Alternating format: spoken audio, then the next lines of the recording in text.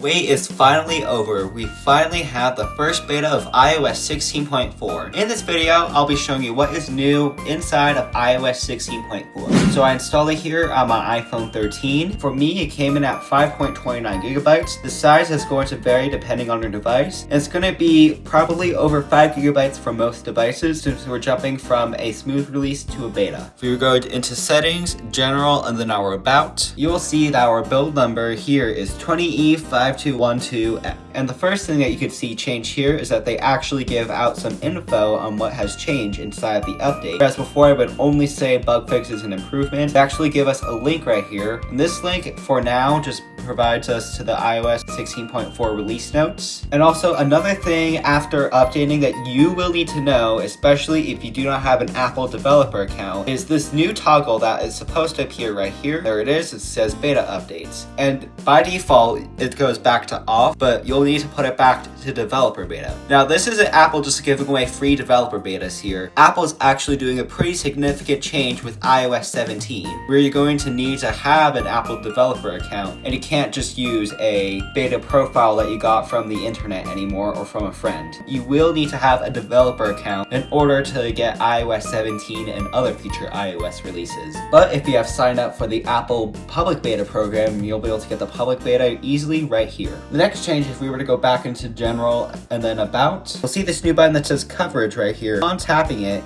you'll notice that we have coverage for our iPhone. This is what it used to show after tapping coverage expire, or expires February 26 for me. And not only does it show that, it also shows all your Apple Watches and AirPods as well. So that's a pretty nice feature that Apple has decided to add with this latest beta. Oh, and it looks like this is shown for select Bluetooth paired devices, so I would assume this would be with Beats as well. Now we got a new, pretty significant, highly requested feature inside of iOS 16.4. It has to do with our Messages app right here, and if we go inside our Messages app, tap this button right here, and type any user, it could be both iOS or Android, and then go into Emojis right here, you'll notice that we now finally have the pink heart emoji. And not only that, we have all of these brand new emojis, all of the brand new emojis that Apple has added inside of iOS 16.4. I'd have probably thought I said RCS, but it isn't coming. Probably until iOS 17, if at all. Now, if we were to go into our music app and then pay attention right here, and go into any other section, you will notice that we have our profile picture right here, and it stays consistent across every single page. Before, it just used to not be there, but now it's always there, and it's a pretty nice change Apple has added. It makes it look a whole lot better. It used to only be in Listen Now, but every single page, it looks a lot nicer. Let's move on. And we got a little queue change. If we were to swipe right here and tap, there's usually a pop-up, but I don't have Apple Music, so it's just not going to show since I don't have Apple Music. It's just not going to show. But there's a pop-up right here, whereas before it would show in the dead center, and it'd be very annoying. And it's pretty nice that Apple has changed that. Another thing is that Apple has made more things circular right here. They're kind of bringing back this circular look from iOS 13. It's kind of nice. I prefer this over the just no circle around it. And I hope Apple puts this in more apps. We have a couple of podcast changes, which are not really that significant. I know a couple. If we were going to channels, it would show you how many you have not watched. It would say how many are new. That is a pretty nice feature and pretty nice for people who listen to podcast, which I personally don't at the moment. For iPhone 14 Pros, if we were to go to our focus settings, choose any focus, and then scroll down to our focus filters, there would be a new option for the iPhone 14 Pro that had to do with the always-on display, and you would be able to turn off or on the always-on display with a specific focus. Inside the lock screen, the reason why I'm covering this is that you need to have your iPhone locked. If you swipe down, you'll notice something that says unlock to see all results. If I were to unlock right here, you'll notice that everything just comes back up, just like it did.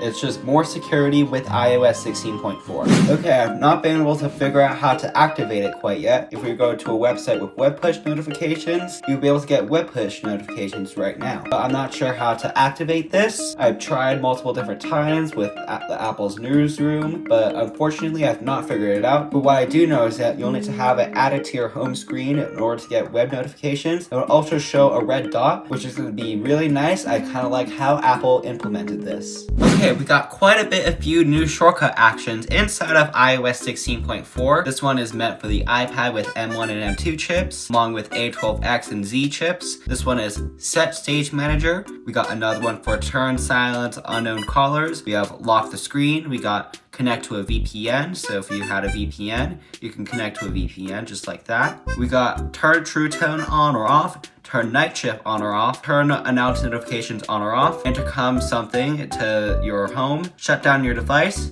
set always on display, and set airdrop receiving. So we got a bunch of brand new shortcuts inside of iOS 16.4. There might even be more. I'm not really a shortcuts guy, but it's really nice that we have all of these brand new shortcuts inside of 16.4. We also got some more keyboard layouts if we go to our settings and then keyboards. And anyone who uses HomePods, you'll be happy to hear this.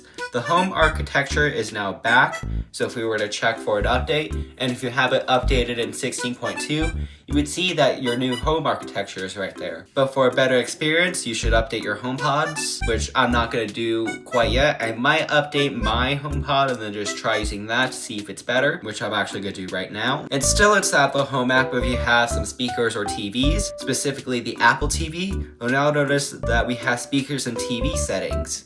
You can now change settings for speakers and TVs, just really nice. And yeah, and lastly, with this update, we got some cellular data changes. So if you use T-Mobile, you now get standalone 5G. I'm guessing that is like better than 5G plus or 5G ultra wideband or ultra capacity, since apparently on Samsungs you can get those up to 3 gigabytes. I'm pretty sure 5G UW is like a gigabyte, which is like overkill for a phone, but hopefully this comes out with more carriers in the future. And along with 5G support is now enabled inside of Turkey. So that is really nice for people in Turkey who want 5G. You can now get it once 16.4 comes out. As of right now, I'm going to be using Geekbench 5 for the results.